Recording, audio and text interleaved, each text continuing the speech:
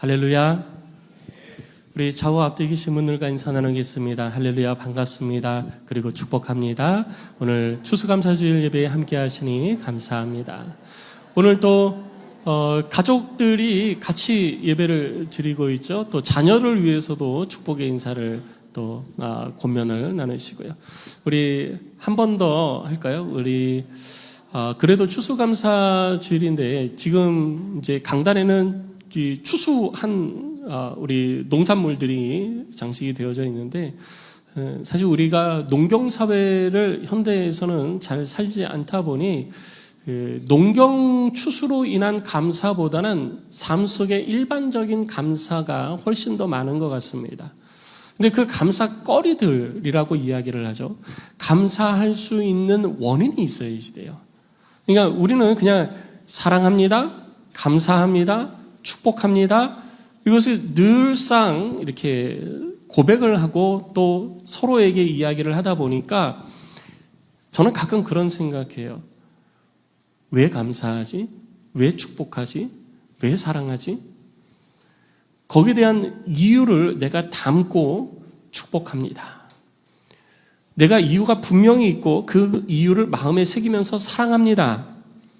내가 그 이유를 가슴에 꽉 품은 상태에서 상대방을 향하여 감사합니다. 이렇게 이야기하면 정말 좋은데, 이거를 그냥 놓치고 늘상 그렇게 하는 이야기이기 때문에 하는 경우도 있지 않나라는 생각을 해보게 됐어요. 그래서 오늘 이 시간 우리 다른 주제는 조금 내려놓고 우리 감사합니다라고 하는 이 딱 하나의 주제를 가지고 옆에 계신 분에게 뭐 때문에 감사한지 그 감사한 내용을 내 마음에만 담지 말고 입술로 고백하면서 한번 이야기를 해주시기 바랍니다. 여태까지 우리 축복합니다라는 말을 많이 했잖아요. 이제는 감사합니다. 왜 감사하냐? 여러분, 당신같이 이쁜 분이 제 옆에 앉아 계셔서 감사합니다. 그런 일이 있지도 않은데 왜 그렇게 하냐고 웃으시는 건지. 옆에 분을 바라보시면 얼마나 감사해요. 얼마나 이뻐요. 물론 옆에 계신 분 때문에 내가 돋보여서 감사할 수도 있어요. 그렇죠? 옆에 있는 분 내가 돋보여서 감사할 수도 있는데, 정말 진정한 감사는 함께 할 수 있기 때문에 감사한 거고요. 내가 살아 숨쉬기 때문에 감사한 겁니다. 그래서 꼭 옆에 있는 사람뿐만 아니라 저는 이런 것에 감사합니다. 오늘 아침에 눈 떠서 주일 예배에 나올 수 있도록, 추수감사 주일 예배에 나올 수 있도록 한 것이 감사입니다. 이런 감사 고백, 꼭 상대방 때문에 감사한 것은 아니더라도 나의 감사 고백을 우리 하나님께도 드리지만 또 구체적으로 우리 옆에 있는 분에게 저는 이래서 감사합니다, 이렇게 한번 고백을 해보는 시간을 갖도록 하겠습니다. 우리 옆에 계신 분들, 또 오늘 처음 오신 분들, 또 모시고 오신 분들 옆에 사람 바라보시면서 우리 그런 감사 이야기를 한번 나눠볼까요? 우리 옆에 계신 분 눈 마주치면서 한번 인사해볼까요? 인사하시면서. 아유, 쑥스러워라. 우리 앞에 집사님 눈 마주치는 게 너무 쑥스러워하셔.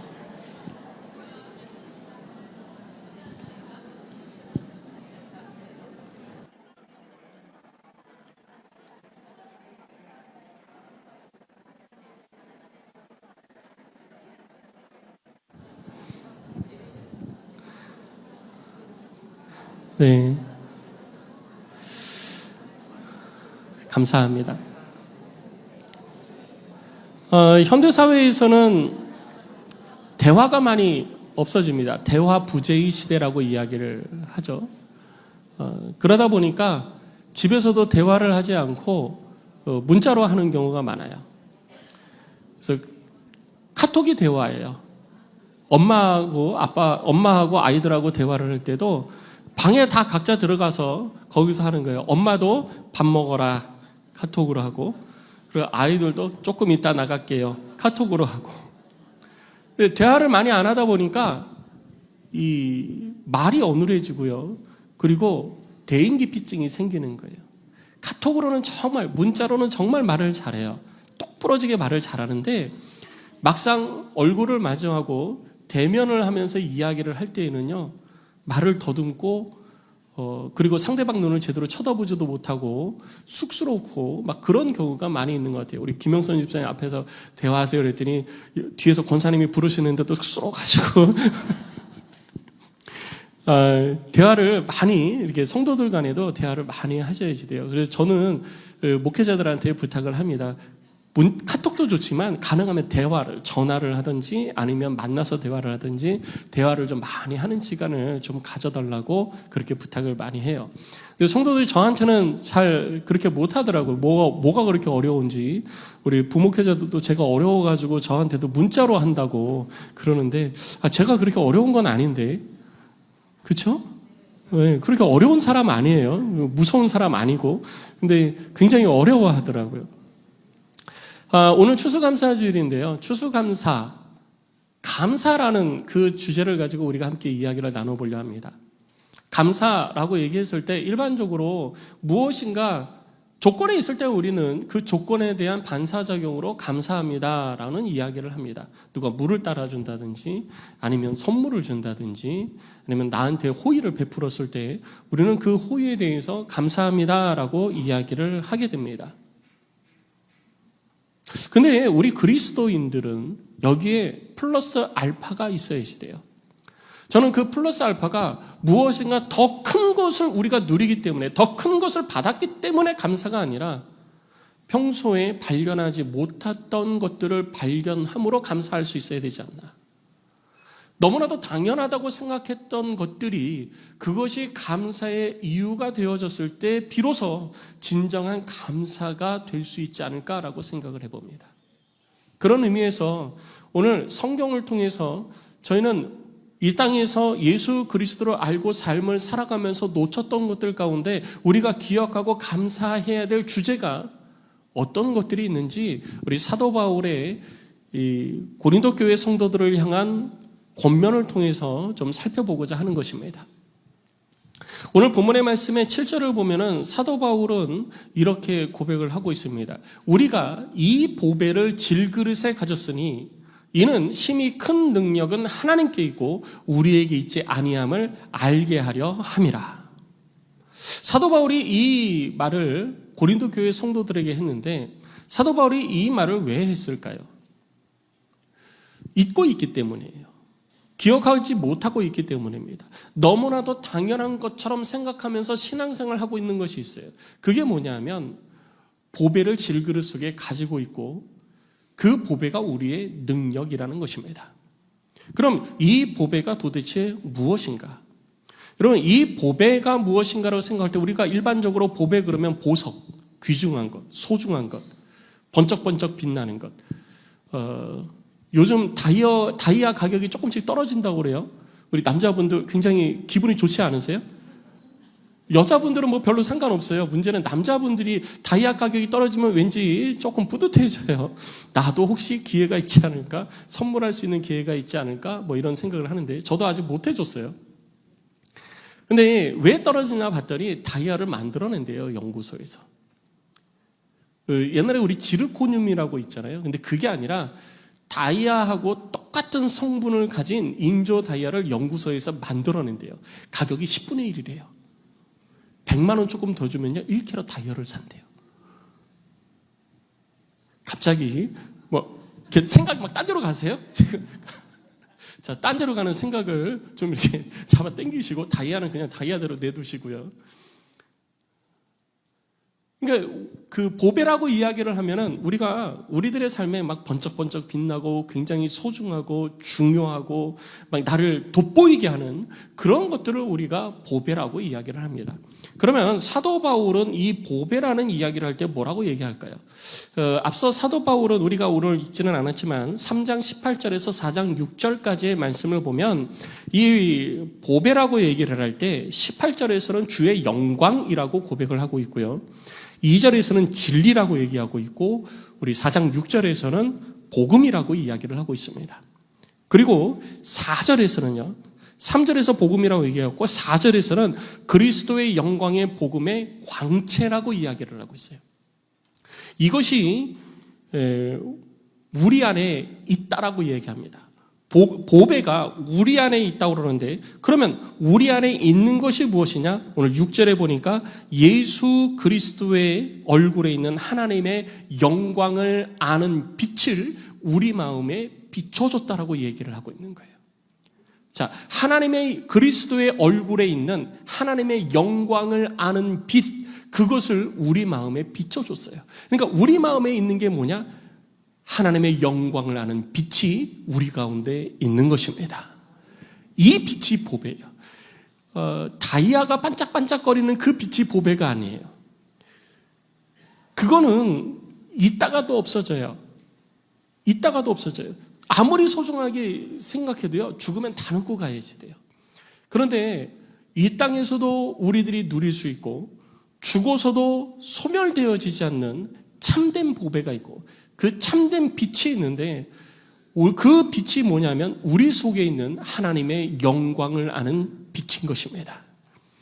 이 빛이 우리 가운데 있어서 이 빛을 가지고 우리는 이 땅에서 삶을 살아갈 수 있게 된 거예요. 이 빛이 여러분 가운데 가장 아름다운 빛이 되기를 주의 이름으로 축복합니다.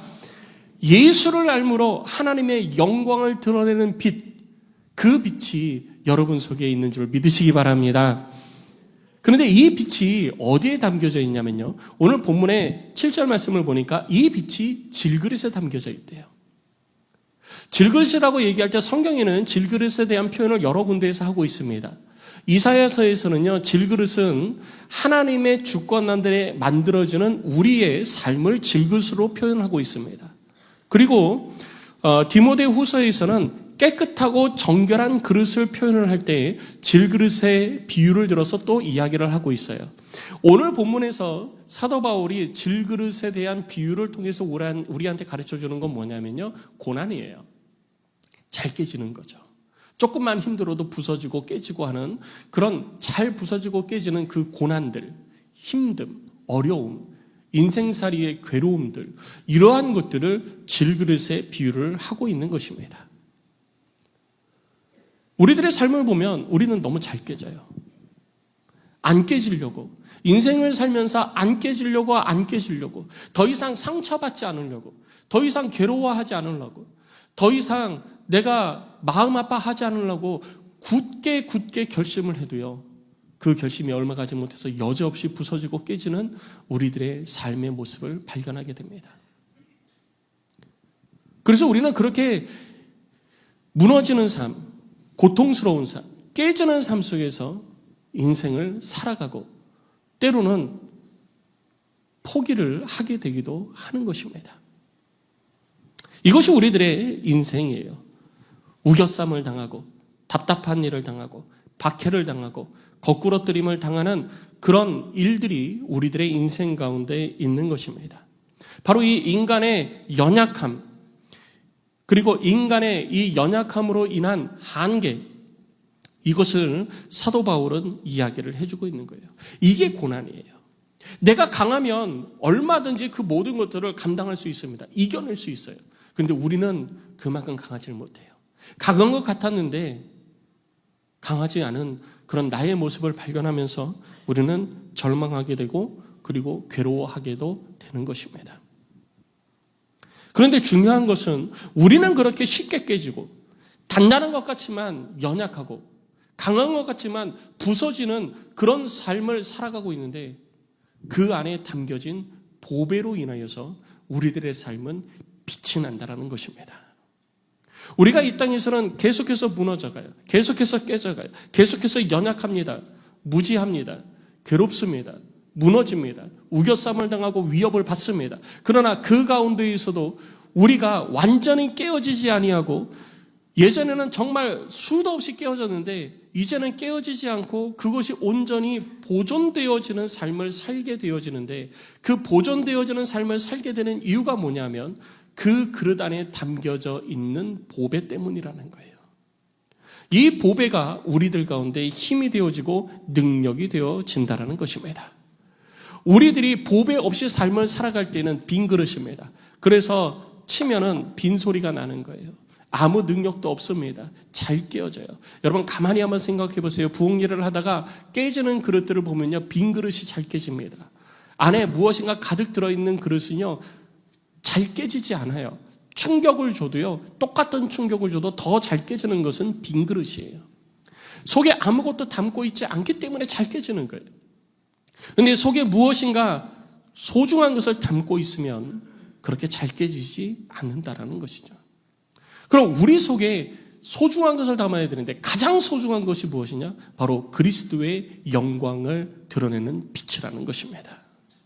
이 빛을 소유한 자는 인생의 질그릇이에요. 똑같은 그릇이에요. 똑같이 우겨쌈을 당하고 똑같이 괴로움을 당하고 똑같이 박해를 당하고 똑같이 괴로움을 당하는 인생입니다. 그런데 안 깨져요. 누구는 깨지는데 누구는 안 깨집니다. 왜 안 깨지냐? 그 안에 그릇이 깨지지 않을 만한 것을 담고 있기 때문이에요. 그것이 바로 예수 그리스도인 것입니다.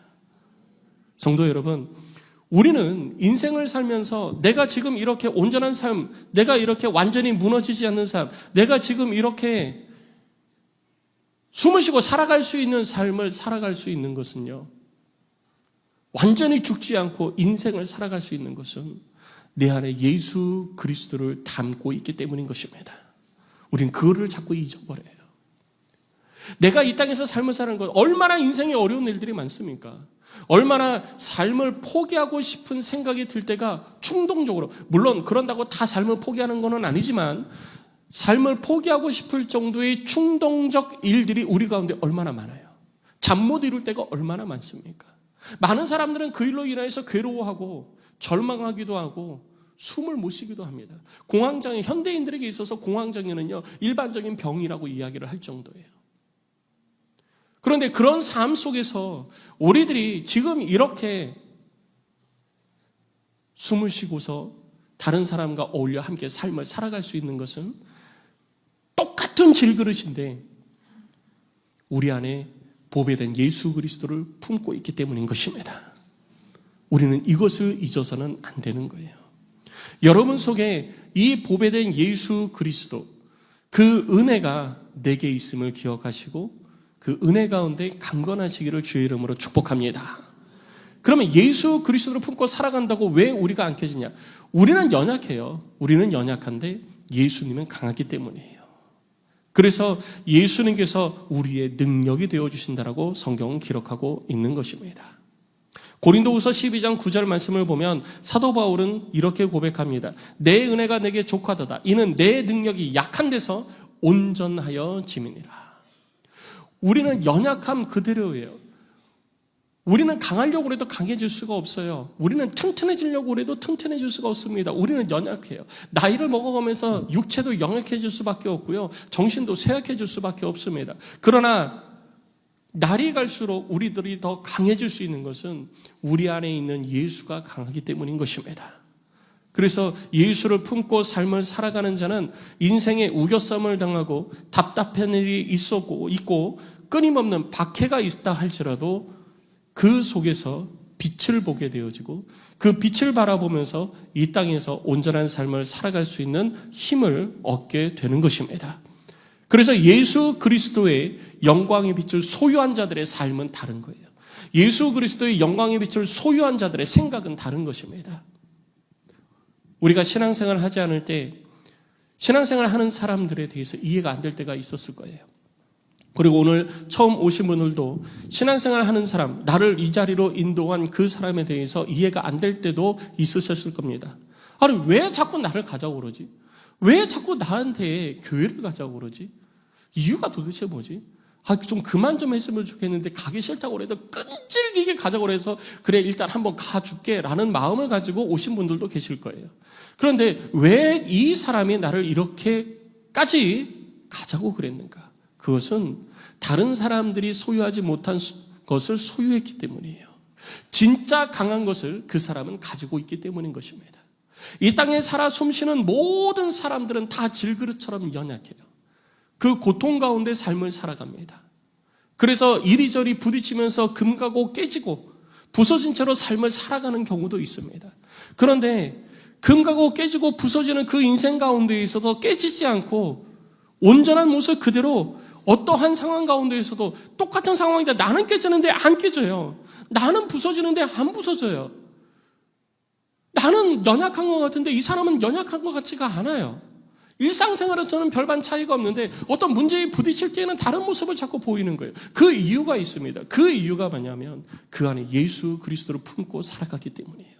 참된 보배를 품고 살아가기 때문인 것입니다. 오늘 이 자리에 처음 오신 여러분 속에도 참된 보배, 곧 예수 그리스도가 여러분들의 인생의 그릇 속에 담겨질 수 있는 은총이 있으시기를 주의 이름으로 축복합니다. 그렇게 될 때 우리들의 삶은 온전해질 수 있는 거예요. 더 이상 깨지지 않는 것입니다. 우리 주님의 능력이 곧 우리들 가운데 능력이 되기 때문이에요. 우리 주님의 권능이 우리들 가운데 권능이 되기 때문입니다. 내가 강한 게 아니에요. 내 안에 있는 보배가 강한 것입니다. 내가 특출난 게 아니에요. 내 안에 있는 보배가 영화로운 것입니다. 그래서 그 보배를 담고 있는 우리들의 그릇이, 인생이라는 그릇, 고난 속에서 삶을 살아가는 그 인생이라는 그릇이 온전해질 수 있는 것입니다. 성도 여러분, 그리고 오늘 이 자리에 처음 방문하신 여러분 속에 있는 예수 그리스도로 말미암아 더 온전하고 강건하시고 또 예수 그리스도를 품고 소유한 자 되셔서 인생의 참된 복을 누리며 삶을 살아가는 우리 모두가 되기를 주의 이름으로 축복합니다. 그리고 우리가 또 한 가지 살펴볼 것은 오늘 본문 가운데 10절에 이야기하고 있는 것입니다. 오늘 본문의 10절의 내용을 살펴보면 사도 바울은 이렇게 권면을 하고 있습니다.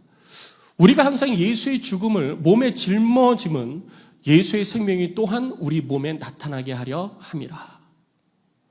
우리가 삶을 살면서 보배된 예수 그리스도를 우리 마음에 담고 살아가면 우리가 질그릇이, 우리들의 인생, 그것이 깨지지 않는다라고 얘기를 했습니다. 그런데 그러면 행복하고 즐거워야 되잖아요. 기뻐야 되잖아요. 인생에 문제가 없어야 되잖아요. 그런데 뭐라고 얘기하냐면 예수의 죽음을 짊어지고 삶을 살아가래요. 다른 사람의 죽음을 짊어지고 삶을 살아가는 사람은 얼마나 괴롭습니까? 오늘 이 자리에도 혹시 그런 분들 계십니까?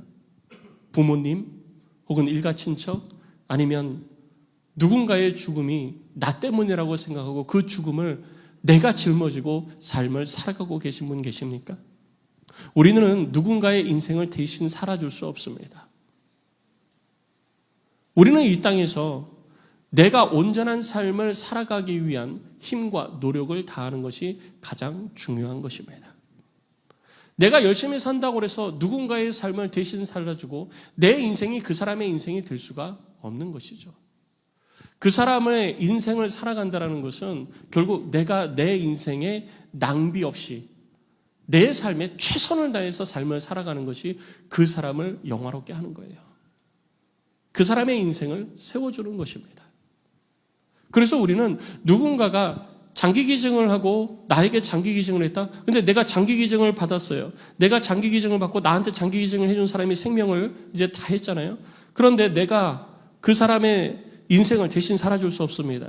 그 사람을 위해서 내가 할 수 있는 게 뭐죠?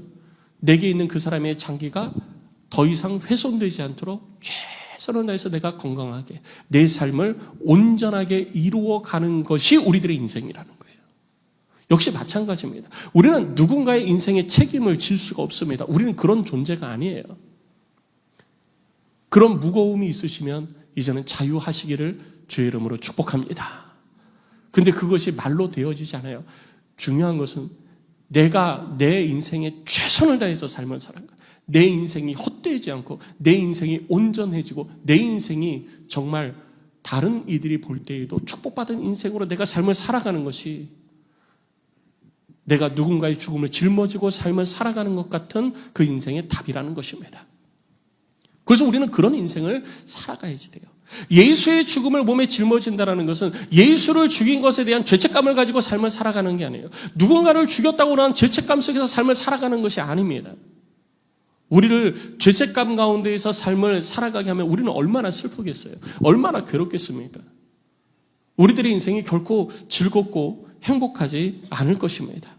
그런데 사도 바울은 우리들 가운데 예수의 죽음을 몸에 짊어지고 삶을 살아가라고 얘기하고 있습니다. 왜냐하면 예수의 죽으심이 우리에게 생명이 되었기 때문인 것입니다.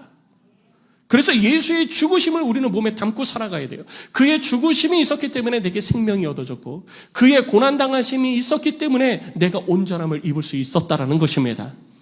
그래서 우리는 예수의 죽으심을 결코 잊어서는 안 된다라는 거예요.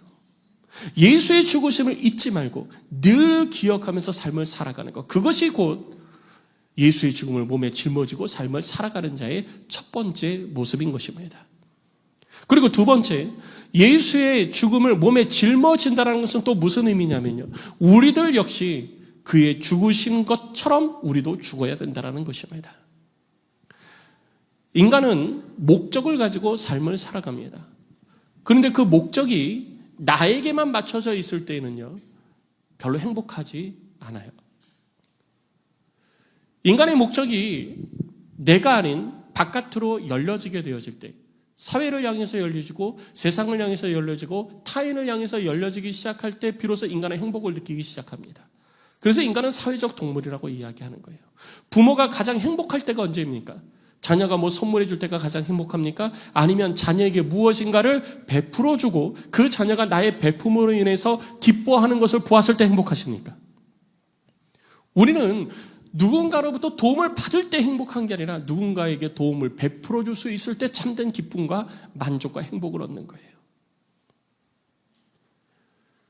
그래서 우리 그리스도인들은 예수를 품고 삶을 살면서 내가 예수의 죽으심을 품고 삶을 사니까 영원한 나라 천국을 향한 그런 소망이 있다. 나는 죽어서 천국 간다. 여기에만 만족하고 삶을 살아가는 것은 옳지 못합니다.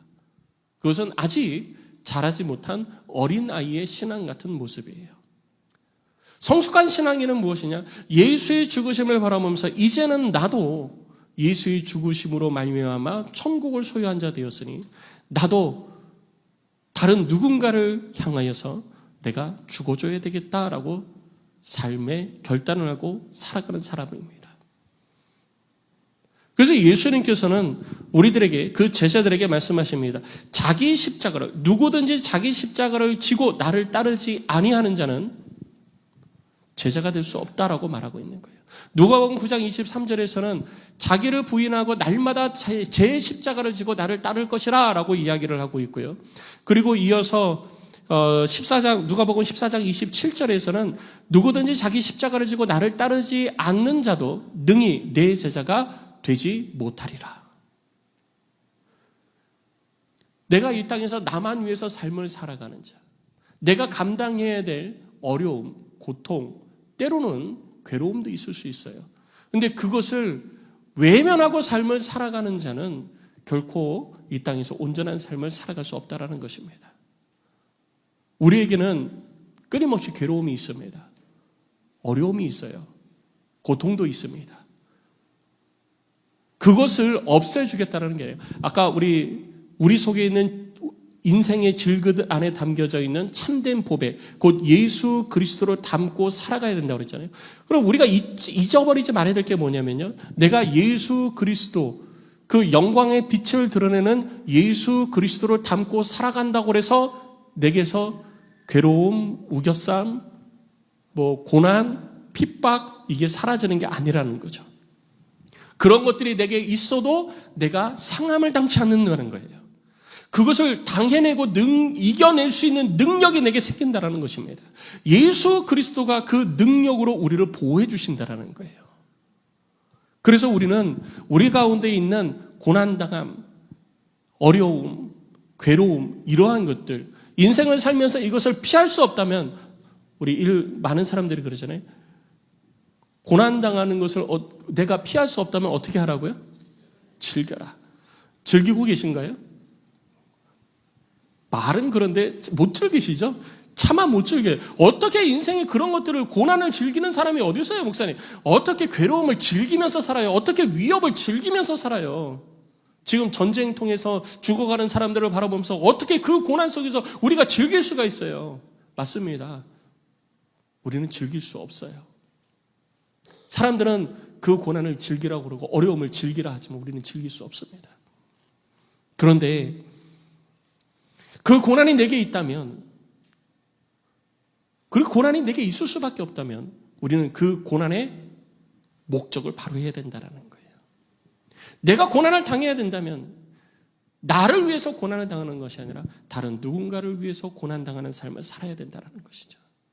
다른 누군가를 위해서 고난당하는 삶이 무엇이냐? 바로 그 영혼을 구원하기 위한 고난인 것입니다.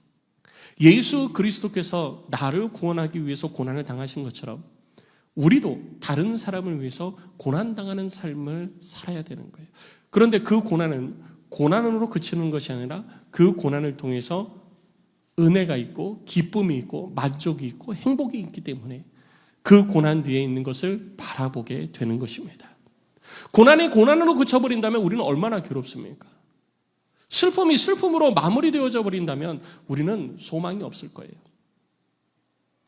그런데 우리가 그 고난, 어려움, 괴로움, 힘듦 속에서도 소망을 가질 수 있는 것은 그 뒤에 생명이 약속되어져 있기 때문이에요. 다른 누군가에게도 이것을 전하는 기쁨, 이것을 드러내주는 기쁨, 이것을 보여주는 그런 기쁨이 우리 모두가 누려야 될 기쁨이라는 것입니다. 아마 이 자리에도 그런 기쁨을 누려보신 분들이 많이 계실 거예요. 인생을 살면서 또 신앙생활을 하면서 기쁨 없이 만족 없이 삶을 살고 신앙생활을 하고 있다면 반드시 원인이 있는 것입니다. 신앙생활은 참된 기쁨과 만족이 있을 수밖에 없는 거예요. 그런데 그 참된 기쁨과 만족이 없다면 우리는 누군가를 위해서 신앙생활을, 나 자신을 위해서가 아니라 그 신앙생활의 일부분 가운데에 누군가를 위해서 내가 죽어주고 누군가를 위해서 내가 고난을 당하고 누군가를 위해서 내가 참고 인내하는 그런 모습이 우리 가운데 있어야 되는 것입니다. 이게 없으니까 우리는 자꾸 내 속에 채워 넣으려고만 하니까 내가 만족해야 되고 내가 기뻐해야 되고 내가 좋게 해야 되고 내가 먼저 행복해야 되고 이렇게만 하다 보니까 늘 갈급한 거예요. 만족이 없는 거예요. 그 만족이 없는 삶이 아니라 이제는 다른 사람을 돌아보고 그들의 영혼을 생각하면서 내게 소유되어진 그리스도의 참된 빛, 하나님의 영광을 드러내는 이 온전한 빛을 이제 여러분 주변에도 나누어주고 드러내주고 때로는 그것으로 인해서 내가 고난당하기도 하고 핍박당하기도 하지만 그것을 드러내줄 때 우리들에게 참된 기쁨과 감사가 있다라는 사실을 기억하시고 꼭 그런 그런 삶을 살아갈 수 있는 우리 모두가 되기를 주의 이름으로 축복합니다. 감사가 무엇이냐? 누군가 나한테 멋진 거 사주고 좋은 거 사주고 명품백 사주고 저도 지금 고민이 되고 있어요. 뭐 여러 가지. 저도 남자잖아요. 남자고 남편이에요. 결혼기념일을 앞두고 있거든요. 고민돼 죽겠어요. 어떻게 해야 되지? 이거 어떻게 해야 되지? 말은 못하고 괜히 또 말 잘못하면 큰일 나거든요. 뭐 갖고 싶어? 이랬다가는 큰일 나요. 그래서 그런 말도 못하고 이거 어떻게 하지? 이런 고민만 지금 계속 하고 있는 거예요. 고민하다가 잘 구렁이에 담 넘어가듯이 살짝 넘어갈까? 그러면 이제 후환이 좀 두렵지 않을까? 이 생각도 하고요. 근데 우리가 이 땅에 살면서요,